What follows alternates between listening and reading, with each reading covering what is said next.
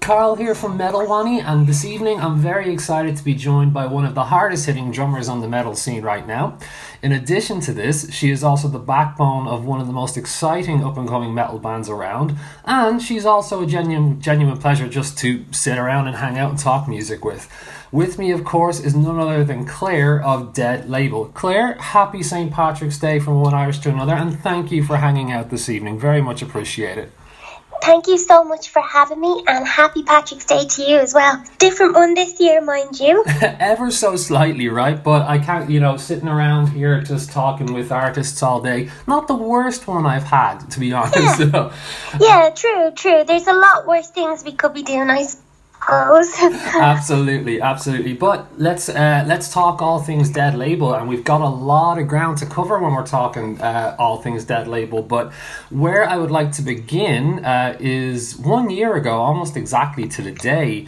And for context, in March 2020, the Dead Label hype, it's still growing immensely. You're booking festivals left and right.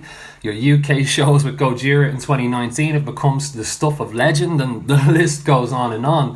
And 2020 is obviously shaping up to be a huge year for you guys, and then it effectively ends before it begins. And for a hard-working and young band who really do open up a vein for the kind of opportunities we just discussed, when something like that happens, I imagine that's got to be a pretty disappointing and even scary thing to consider. What was that moment like for you guys? Yeah, I mean, at first, when the pandemic hit, I think everyone kind of still believed it would be fine by the summer.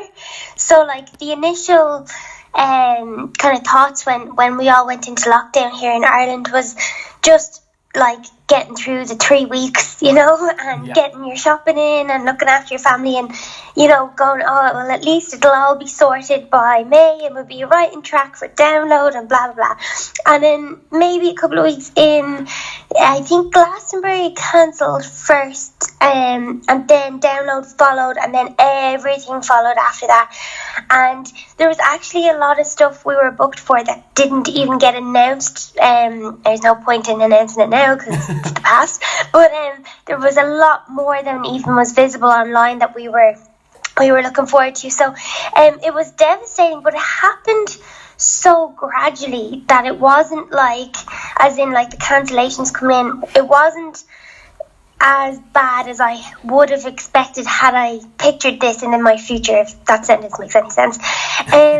But what really kind of helped was a lot of the festivals and stuff like that kind of rolled over. So like we knew we would be playing them, well, again, past tense, we knew we'd be playing them in 2021, and that every other band in the whole world was in the exact same situation. So like it would be terrible to be like kicked off a festival or not get to play for some reason and everything's still going ahead. But the fact that everyone was in the same boat, and of course all the people that were looking forward to going to festivals, and I mean some people get married and everything at these things, so it was like a disappointment for the whole world as opposed to just for ourselves, which kind of helped in a way. But yeah, I mean, that was the initial kind of reaction to everything being cancelled. And now this year, unfortunately, download has been kind of cancelled till 2022 again, and we're not sure, but I'm personally assuming that everything is going to follow, just because the UK seems to be the only place that aren't in full lockdown, I think, in the summer still. So yeah, that's an essay on it for you. I love essay answers. Just for the rest of this interview, if you want to give essay answers, by all means, bring them on. Okay. And thank you for sharing that with us, because what I've noticed is, despite that initial feeling, ultimately your response as a band was to put your head down and continue writing relentlessly for the follow-up to 2016's Throne of Bones. If we're trying to identify some silver linings here, Dead Label is now a 4-piece consisting of yourself, Dan, Danny, and more recently Mick, which means for the first time now, I'd imagine you're writing together as a 4-piece. So has the last year given you guys that time and space to adapt to the new dynamic? Yes, absolutely. I mean, to be honest, there wasn't much adaptation needed with Mick when he first came into the band. It's kind of like he's always been here. He just fits us in every way. So like, it wasn't necessarily that we needed time with him or anything like that. But one of the silver linings was, I mean, before the pandemic hit, we have the next album written, like, and demoed, and we were planning to record and release that this year. And with that, then we got to kind of look at all those demos, rework some stuff, decide stuff that maybe some songs could be released before the album, because we had more material that actually was more suitable to the album. So like, it gave us a lot of time to really get into the nooks and crannies of writing the songs, because normally we have sporadic gigs. So like, we'd be at home for a couple of weeks, we'd be writing, but then we'd have something, you know, like maybe playing with Ginger randomly. So we'd have a couple of weeks of just rehearsing the set, and that kind of songwriting takes a little backseat. With no gigs, we don't have to rehearse sets, you know, that kind of way. Mm-hmm. We just have to rehearse. Oh, sorry, my dog's about to go crazy. It's okay, Sparky. Sorry, I'm just going to kick him out. Go out there. Go on. Sorry, he hates cats more than anything. I'll just get rid of him really quick. I am so sorry about this. Okay, go. For anybody that has a dog that hates cats, there's a cat that's like taunting him, and it's a whole soap opera. So that's what's going on in my life. Sorry. So as I was saying, the gigs kind of interrupt the flow of the nooks and crannies of writing the songs, and if you, like, obviously that would have to take precedent, but now when we go into the jam room, we just play whatever song from the set that we just want to warm up with, and then get straight into the songwriting. So it's given us like a wealth of material, and also lots of time to go gigging, because we've so much songs written, and we've honed our kind of songwriting ability a little bit better as well. So yeah, it's been, there's been that silver lining of it, and also kind of giving us time to get a lot of our merch together and stuff for the road. Like, when you kind of get a gig, kind of like the Gojira ones you mentioned, you're prepared to play the set, obviously, but the kind of logistical stuff, like having your van ready and your merch, that can go out the window because you just got the gig and you have to go. Whereas now we're really, really prepared for the road. We have lifetimes worth of merch, we have a van, and lots of songs, so we're ready for when the world opens up.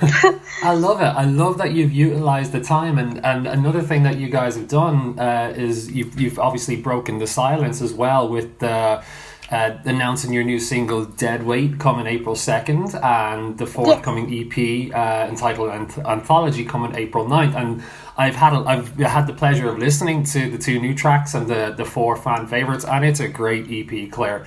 Thank you. Really great work from you guys. But tell us everything you would like your fans to know about Anthology prior to its release. Yeah, so after we wrote Throne of Bones, when we came back from the States, we had a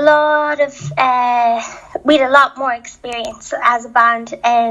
We had kind of survived in the States on a randomly Facebook booked tour, and that will harden you and kind of let you know your strengths and your weaknesses. So we went straight back into writing after that, and we kept kind of writing songs, and just we wanted to gig them, and then if you want to play them live, you kind of have to put them out. Really, you can't sit on them too much. So we put out Pure Chaos kind of shortly after Throne of Bones, and then after that I think we put out False Messiah when Mick joined the band, and we just kind of were putting music videos out for different reasons to songs that didn't fully belong on, say, the next album. And then when we were getting everything we had written together so far for the next album, we realised there was one or two songs that we were playing live and that we really enjoyed playing live, but we'd actually played to quite a lot of people. We were like, these don't really belong on the album. Like, the album should be brand new. So we decided to put Deadweight and Flux onto the EP, and then give the previous songs we released a home. just somewhere where they can be almost kind of documented, if that makes sense, because they just came out randomly for us to just put them out so we could play them. But now they have a place and they're just kind of being topped off with those. The 2 songs that you heard, they're going to be, like, they've been played live pretty much non-stop since we wrote them. Deadweight in particular we like to open up with, because it kind of, if you don't like loud music, that's your chance to leave sort of vibe. So most of the time people don't leave that we notice anyway, so I think it's like, but so basically the Anthology, Dan came up with the name. It's like a group of works, and because some of them are new and some of them are old, it's just their little place to live. Love that. And I've seen you guys a number of times over the years. I've never seen people leave. So yeah, you're good. Oh, thank you. No worries, okay, that's good. And it's interesting because I've been doing interviews, all day today and for the last few weeks, and even this morning I was speaking with Jordan Rudis of Dream Theatre, and we were talking about how many artists have created works or reformed bands that they probably wouldn't have if they had not been forced off the road for the last year. Yeah. And I'm wondering, is for Anthology, if you guys had all those dates and plans last year seen through, and with this year, do you think that Anthology would still have been created or not so much? I think we probably would have definitely wanted to do it and wanted to.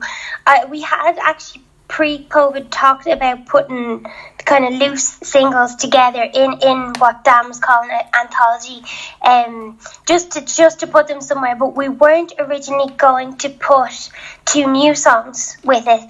It was the fact that we've been home and we had time to kind of say, okay, we have a lot of material here that we want for the new album, and that we decided that we could kind of give those songs to the EP, that they belonged more so on the EP than on the next album. Cool, thank you for sharing that. And another thing is, you guys have supported, just moving away from the studio for a second, you guys have supported some, big names and played some prolific festivals over the years so far, like from Machine Head here in 2012, and of course then, Bloodstock and Download and so on. I'm curious as to what you feel was, say, now how do I phrase it, the most significant performance for Dead Label. Not necessarily your favourite or most well known, but the one you feel was the most formative or integral to your story as a band. Oh, that's a hard question. Because I don't even know what my favourite is either, actually. Because every time I think of any of those experiences, I think of kind of like they were the best or they were the most important. But I think probably the most formative one in recent times would be the Brixton show we did with Gojira, just because we actually got asked like 12 hours beforehand. So we had played with Gojira before here in Ireland, which was amazing, and they're unbelievably humble, nice people that don't realise that they're in one of the greatest metal bands of all time. So they actually took the time to remember us, which is just insane, absolutely insane. But they're like that with everyone, and it's hard to even describe their like manners and stuff like that. But they sorry, 1 second, this has to be locked. They kind of contacted us.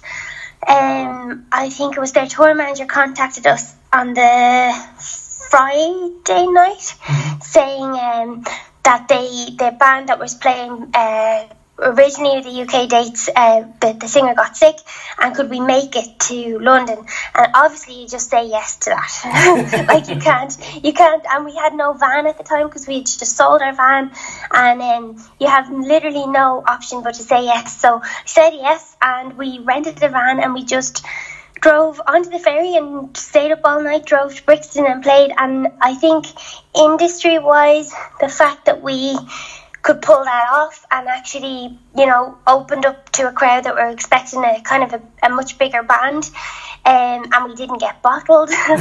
we got a mosh pit and a wall of death I think 3 songs in. Industry-wise, that stands to us that we can kind of perform last minute and professionally do the job. So I think that would probably be it, and it would also probably be one of my favorites because, I mean, I've watched. I think Machine Head have the Brixton Academy live DVD and loads of other bands that I really, really like.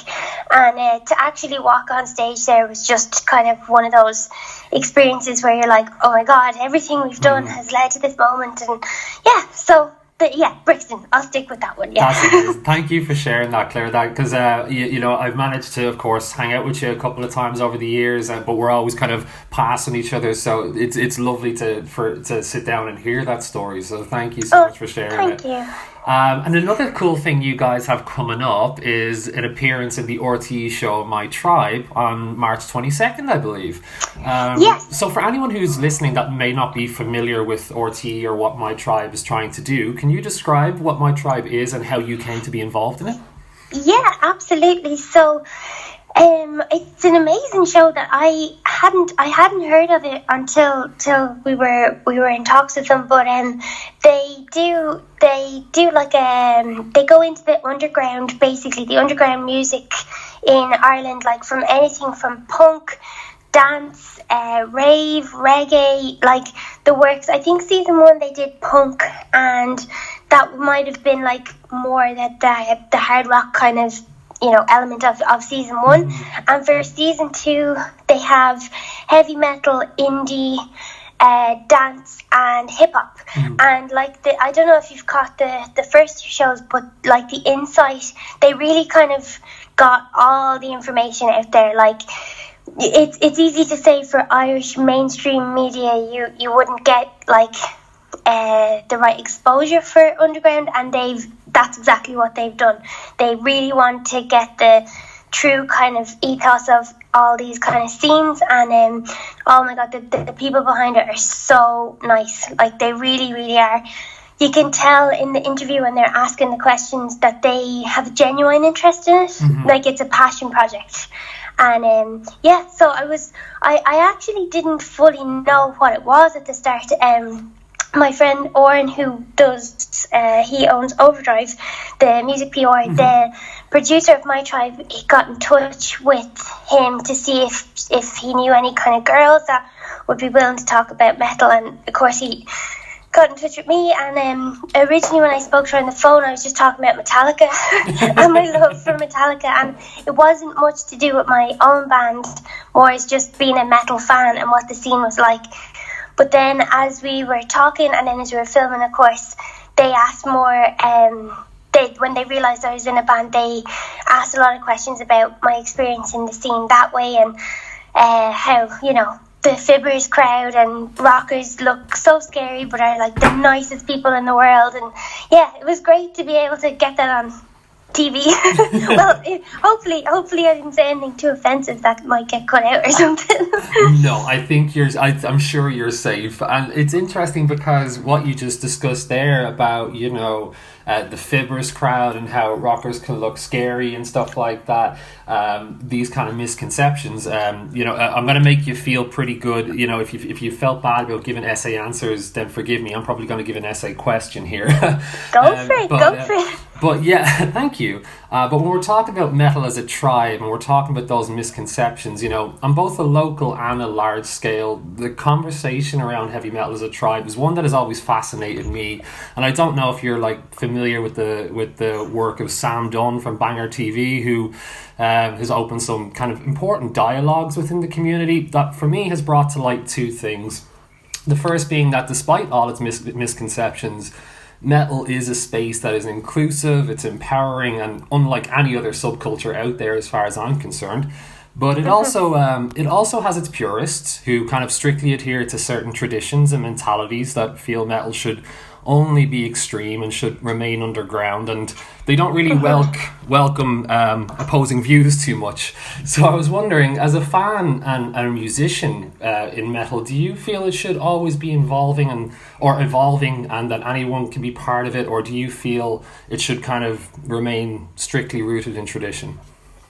Oh God, that is a really good question. I am definitely more leaning towards the evolvement of metal and let it grow and let it change and let people in. There's a controversial subject that I've seen a lot of hate for on Facebook that I personally agree with, so I'm just going to come out and say it. Go for it. I saw, just to give you an idea of where my thoughts on what you asked is, Miley Cyrus apparently is doing a Metallica cover album, and I think this is great. She's a very talented singer. She is a massive star. Obviously Metallica don't necessarily need the exposure, but if a Miley Cyrus fan gets, wind of Harvester of Sorrow, I doubt she's probably going to cover that, but you know what I mean. And they like the song, and then they root out the real one, and then they find Metallica, and it changed their life, and 2 years later they're at Download or they're at Bloodstock and they're watching Cannibal Corpse. I mean, that can only be a good thing. You saved them from a life of One Direction and Ed Sheeran and all that music that is not welcome. I think any and every way we can reel people into the love of metal and the world that it provides and the friendship that it provides and the experiences it provides, I think any way we can get people in, we should, because I mean, I was an avid Britney Spears fan when I was a kid, and then there was one song with one tiny bit of distortion on one of her albums, and I was obsessed with it. And then a friend of mine gave me an American Head Charge CD, and I was like, whoa, that's that sound. And, it just went from there. I mean, I could have easily missed this world and I'd be a totally different person and probably not the better of it. So I think definitely any way that we can expose people to metal, and if they don't like it, it's totally fine. But, sometimes you think everyone knows that it's there, and they don't. If their family and friends don't listen to it, they won't, and they're missing out on so much. But the other side of it is the kind of purist form has its, I can see how people like to maintain certain things. Like, for example, Bloodstock would be a very metal festival. Like, you'd hardly even have a hard rock band play there, as opposed to Download you'd have I think they had Prodigy and stuff like that. So I can see there's something very nice about the very pure side of it sometimes. There's no I actually like Prodigy, but at Bloodstock it's very much metalheads. Yeah. Very, very much metalheads, and it's so friendly and it's so full of there's people going around dressed as Vikings, nobody bats an eye, whereas the ever-evolving door also widens the type of person that comes in, which is good, but there's a nice comfort in the little purist metal world that I do appreciate as well. So, both. That's the answer. I like both. I love that answer, and thank you so much for being so exhaustive in it. And it's interesting there that you kind of spoke about, in your own experience, for instance, if you'd not been exposed to metal, that, life could have gone a very different way for you. And because recently I spoke to, several artists who described specifically not being able to perform live for the last year as not being able to unleash their own beasts for a year. And it was only after the interview I kind of realised that that's quite an impactful or powerful statement. And I know you've said before that for you and the band, your music and performances can quite often be a cathartic experience for you. So I wonder, does that statement resonate with you? And does it feel like there are things that you can't quite exercise right now without being able to perform? Oh my God, absolutely. Yeah. 100%. I feel like part of me is dead. At the current moment with Level 5, because just before the restrictions came in, we were actually recording. So my electric kit and my acoustic kit are actually locked away in a rehearsal space that's closed, which is legally it has to be. So I'm not even playing drums at all, and I feel like a crazy person. I get random bursts of energy that are definitely reserved for drums, and I don't really know what to do with it. But playing live, I mean, there's so the kind of the build up to it, being on stage, the release of being on stage, and then the feeling of just pure like ecstatic happiness afterwards. There's nothing else that can do that in your life. You like, and when you kind of get a monthly dose at least for over 10 years, even the smallest gig or the biggest gig, it doesn't matter. It's just the actual connecting and the energy with people that is missing. Like, oh my God, I'm actually scared for the first time I go back in case I just die of happiness. But it's strange because I noticed a lot of things on television, like wrestling and The Voice and all those kind of live audience shows have the virtual audience, and people have been streaming gigs and doing lots of live stream events, and we've been asked, like, are we going to do it, or we may. It depends on how things go. But for me personally, as a fan, I actually don't have any interest in watching a live stream. Yeah. Because a gig for me is about the connection and the energy that's exchanged, like on some sort of physics level, with all that massive people enjoying the same moment, and it's live, and it could, electricity could go, you could make a mistake, and it can't be created. And so I think there's just something very special about it that needs to come back in a safe way as soon as possible. I could not agree with you more, Claire. And again, this is why I love talking to you, because a half hour just flies by. I've only got one question for you left, Claire. No worries. And I wanted to ask you about the future of heavy metal, but specifically about what it looks like for you and for other bands like Dead Label, who will one day, essentially be the torchbearer for this little genre of ours. Because I've spoken to the cynics who say metal is dead and no new bands have a fighting chance, but I've also spoken to others who completely disagree. So my question for you is twofold. The first part is, are you confident or concerned for the future of metal? And do you believe that newer bands, the torchbearers like yourselves, can survive in this day and age and actually have, some serious longevity in it? Whoa, that is a tough question. Sorry. I'm very confident about the future of the music. Sorry to keep talking about Gojira, but please. If you look at their career, for example, they were I don't want to ever say little, but a small French band. What other metal bands that can you list 5 from France? Well, maybe you can, but I can't think of 5 French metal bands that I ever heard of. It's not known for metal, or it certainly wasn't, but I remember speaking to someone in a very big label who I won't say because it'd probably get me in trouble, but he said his biggest regret was passing on Gojira, and that was after Terra Incognito as well, or Terra Incognita, but they said, they didn't think they had what it takes, and look at them now. Right. They're the biggest heavy metal band of this time for me, and I know they're not necessarily a household name like Metallica, but they absolutely could be, and I think their story and the way that they just grew into this absolutely mammoth force. And I don't know about yourself, but when you watch them live, it literally feels like a force. They are very humble. They had a very long struggle before they were a household name, and I'm sure they have struggles still that they have to compete with to get to the next level, but I've no doubt that they will. And them alone give me more inspiration for the music. New heavy metal music can completely and utterly blow you away.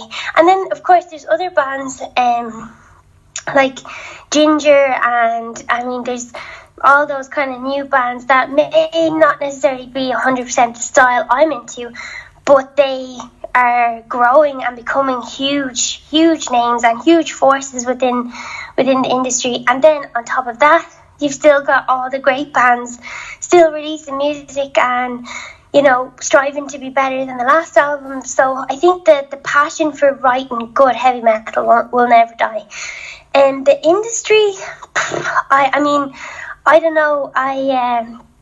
The metal music industry is very complicated and very based around touring. So I have no idea what the big bands face, after this time off.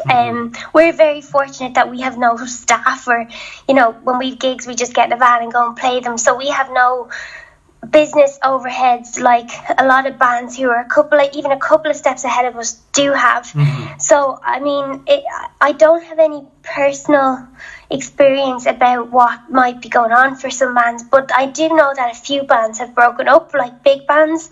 Is it Amorphous? I could be wrong about that, but so bands kind of that level, I've seen them calling it quits throughout this pandemic, and it can only make me think that it's because they can't tour, which is where the finance, for professional musicians would be. So like part of me is worried that there'll be like an onslaught of tours, which would give younger bands less of a chance because all the bands are going to tour, and there'd be really great packages for fans, but maybe slightly less opportunities for younger metal bands to, like ourselves, to kind of get the lucky slots that we have. Or flip on that, there might be endless amount of tours and lots of opportunities, but it's actually quite hard to tell what's going to happen. And then of course the record sales, streaming side of things, you never hear the end of how much that's impacted the industry. But of course we've come in at the end of it where streaming is normal. So again, we've been lucky where we haven't felt the loss of that, because we're coming in when they're already all at a loss. But it's but I think like people and the passion for it will prevail ultimately. Like the business stuff, nobody really kind of cares about that, bar the people that are in it, as long as there's a good band playing on a good stage and people are able to go see it. I think it will always live once that's possible. Well, it might have been a hard question, Claire, but you answered it masterfully. Thank you. And, I was waffling, I'm sorry. No. I loved every second of it, and I've loved every second of the last over half an hour we've been talking now. And Claire, I thank you so much. I'm so sorry. No, don't be sorry. Absolutely, I've loved it. I've loved it. And so much so that I could keep talking to you, but they'll kill me. But, thank you so much for making the time to have a chat here with me today about Dead Label and everything in between. And I really hope we get to do this again real soon. We get to hang out again real soon. But in case it is a while, I wish you and the guys nothing but the best for the rest of the year and beyond. And please give them my best as well. I will, and thank you so much for listening and having us, and definitely we'll do this very soon. Looking forward to it, Claire. Have a great day, my friend. Thank you so much, Carl. Thank you. Bye. Bye. Bye-bye.